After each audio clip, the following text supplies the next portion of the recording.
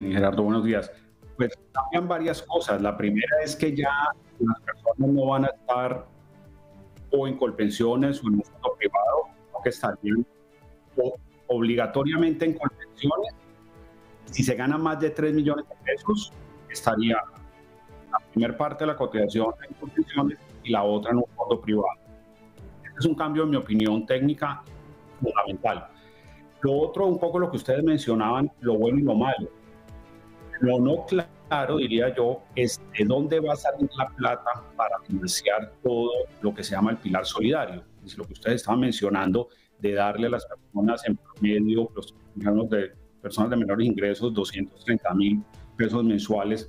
Eso suena bastante bien y tiene un impacto social sin duda, pero ¿de dónde va a salir la plata? Porque el gobierno no ha sido claro cómo va a ser esa fuente de financiación. Y lo otro es que es muy importante para los televidentes y seguidores de 90 minutos. Cada vez nacen menos personas y viven más años, es decir, hay menos nacimientos, las personas viven más años. Entonces, en concreto, menos personas entran al mercado laboral y hay que pagar pensiones por muchos más años. Yo creo que ahí hay un desafío grande. ¿Cuáles son, Marcelo, los puntos más importantes de la reforma pensional en este momento? Ok, bueno, el primer punto que hay que tener en cuenta es que el 1 de julio de 2025, 15 años cotizados y un hombre, 17.5 años, se pensiona con las condiciones actuales. Si tiene menos años, las pensiones van a ser mucho más bajitas. O sea, esta reforma hace que las pensiones de los jóvenes sean de menos de la mitad de lo que es hoy. Son mucho más bajitas a futuro. Entonces, hay que empezar a ahorrar, porque ese es un punto clave. Voy a dar un ejemplo sencillo. Hoy una persona que se gana, por ejemplo, 6 millones de pesos, se puede estar pensionando por 4 millones en Colpensiones. Después de la reforma, ese mismo que se gana 6, se va a pensionar por 1.800.000, 2 millones, o sea, por mucho menos. Entonces, ese es un cambio grande de cuál va a ser el tamaño o el valor de las mesadas. Y el otro cambio es que a mí me preocupa es que quién va a manejar los recursos de los afiliados a los fondos privados. Ahí hay unas opciones que no están completamente, digamos, claras en la operacionalización, que el Banco de la República. El punto, y con esto termino, es la plata de la pensión de los afiliados a los fondos privados no puede ser usada por el gobierno de turno para nada distinto a pagar pensiones. ¿Cómo es el tema de que solo quienes ganen más de 2.3 salarios mínimos podrán mover parte de sus ahorros a cuentas individuales en los fondos privados? ¿Esto va a ser obligatorio o es opcional? ¿Cómo sería ese mecanismo? Bueno, esa es una buena pregunta. ¿Es obligatorio? Pongamos un ejemplo concreto. Si una persona se gana 4 millones, obligatoriamente está cotizando por los 3 millones iniciales en Colpensiones y por el millón en exceso, escoge uno de los fondos privados obligatorios y allí cotiza. Por ejemplo concreto, un trabajador de la Universidad Autónoma que se gane 4 millones tiene que escoger un fondo privado para que lo que sea por encima de los 3 millones de su salario, la universidad dentro de su obligación lo cotice, le debite a él lo que toca también, y esa parte de la cotización va al fondo privado que escogió el trabajador. Pero no es voluntario, es lo que se llama hoy en día mandatorio, obligatorio. La persona, en concreto, todo aquel que se gane menos de 3 millones de pesos a precios del 2024 va a estar en Colpensiones. El que se gane más está en ambos. Se llama pilar, modelo de pilares. Marcelo, buenos días. ¿Cómo estás? Mira, quería preguntarte algo en concreto, Marcelo. Es decir, por ejemplo, porque hay una duda en torno a las personas que ya están, digamos, en tema de transición, ¿cierto? Para pensionarse. Digamos que están entre los 40 y los 58 años, digamos, pues por poner un número. Estas personas hoy, digamos, se podrían pensionar con el sistema anterior o podrían pasarse también al otro. ¿Cómo funcionaría ahí la situación?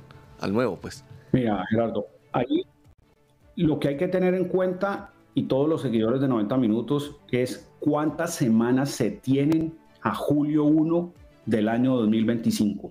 Si las mujeres tienen más de 15 años, o sea, 750 semanas, y los hombres tienen más de 750, se pensionan, si quieren, en Colpensiones o en un fondo privado, donde más les convenga o les guste. Si tienen menos semanas, que estamos hablando en promedio de las personas menores de 40 años, en promedio, les va a tocar lo nuevo. Y a estas personas que les va a tocar lo nuevo es a quienes se les va a reducir de forma importante o dramática, digámoslo así, las mesadas. Entonces, al final, Gerardo, el punto para tenerlo claro es cuántas semanas tengo cotizadas. Mujeres 15 años, hombres 17.5, se llama régimen de transición y es a la fecha que aprueba, que se está fijando hasta ahora, que es julio del 25. Yo quería también agregar una cosita rápidamente, es, ojo, la reforma no está aprobada, la reforma pasó en el Senado, pero le faltan 3 cosas que no son menores. El estudio en la Cámara de Representantes, en la Comisión, la plenaria de la Cámara y después, digamos, la revisión de ambos textos. Entonces, sí está muy avanzada, pero tiene que hacer el tránsito por la Cámara de Representantes. Y 5 de la mañana. Marcelo, este tema de la pensión anticipada, ¿cómo funciona? En donde el gobierno dice, personas con 1000 semanas cotizadas podrán optar por una pensión anticipada. ¿Cómo sería esto? Mira, Catherine, a mí me parece que eso es un distractor en concreto, porque al final tener 1000 semanas hoy no es una pensión anticipada. Si miramos el fallo de la Corte Constitucional a partir del 2026, toda mujer que vaya, la Corte ordena una reducción de semanas y más adelante se van a poder pensionar con 1000 semanas. Lo que, digamos, puede ser novedoso es que hay que tener hoy 1300 semanas y el proyecto de reforma dice, si tienen 1000, así sea un hombre, o sea, no lo cobija la reducción de las semanas de la Corte, puede pensionarse y seguir aportando de su pensión lo que cuesta la cotización.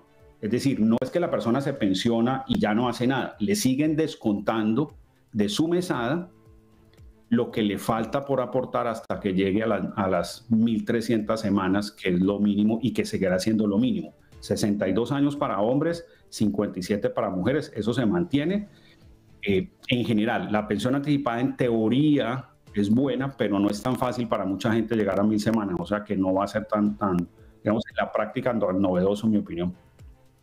Marcelo, usted hablaba de las mujeres y rápidamente quería hablarle y tocarle este tema. Digamos que es una de las poblaciones más beneficiadas, por decirlo así, con esta reforma pensional, hablando de todo el tema de los subsidios y también el tema de las semanas por hijo que tengan las mujeres. ¿Cómo sería esto? Mira, las semanas por hijos es muy interesante y es que por cada hijo se descontarían, si son 1300 semanas mínimo, por cada hijo 50 semanas. O sea que si una mujer tiene 3 hijos, pues ya no necesitaría, cuando cumpla 57 años, 1300 semanas, que son casi 26 años de cotización, sino 1150. O sea, tiene 3 años menos de requisito de semanas. Pero es más potente el beneficio de la Corte Constitucional, que reduce desde el 2026 las semanas de forma gradual a 1000, porque ya, así sean mujeres solteras, que no tengan hijos, van a poder pensionarse con menos requisitos de mano. O sea que está bien lo de la reforma, las mujeres son muy beneficiadas y hay 2 cosas ahí que son importantes del fallo de la Corte para, digamos, combinar los temas, es en las mujeres se reconoce la menos posibilidad histórica de acceso al mercado laboral y se reconoce el trabajo en casa como un trabajo no remunerado y por tanto no aporta a la seguridad social. Pero eso viene del fallo de la Corte, no de la reforma, salvo el tema de los hijos que tú comentabas. 8:28 de la mañana, algunos usuarios nos están preguntando, nos están enviando algunas preguntas a través de nuestras redes sociales. Dice Andrea Villa, los que estamos en fondo privado, ¿ellos pasan ese monto automáticamente? Los que están en fondo privado, si se ganan menos de 3 salarios mínimos, ese monto pasaría automáticamente porque la persona quedaría después de julio del 25 afiliada obligatoriamente a Colpensiones. Entonces, para responderle a Andrea, sí, si se gana menos de 3 salarios mínimos, pasaría automáticamente esa plata a Colpensiones o a la entidad que vaya a administrar esos recursos. Marcelo, 829, finalmente, ¿cómo podrían las personas, digamos, despejar sus dudas? ¿Cómo podrían hablar con usted? ¿Cómo podrían asesorarse en este tema, digamos, que genera tantos inconvenientes y tantos cuestionamientos de la reforma pensional?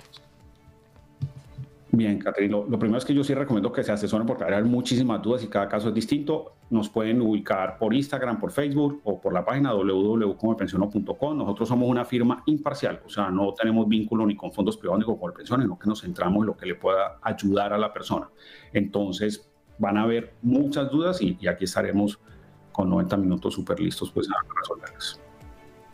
Es Marcelo Duque, experto en pensiones. Muchísimas gracias, Marcelo, por conectarse con 90 minutos a primera hora. www.comomepensiono.com para aquellas personas que necesiten asesoría en estos temas de pensiones y de la reforma pensional, que como lo dice Marcelo Gerardo, genera muchas dudas. Sí, Kate, sin duda, pues Marcelo es un experto.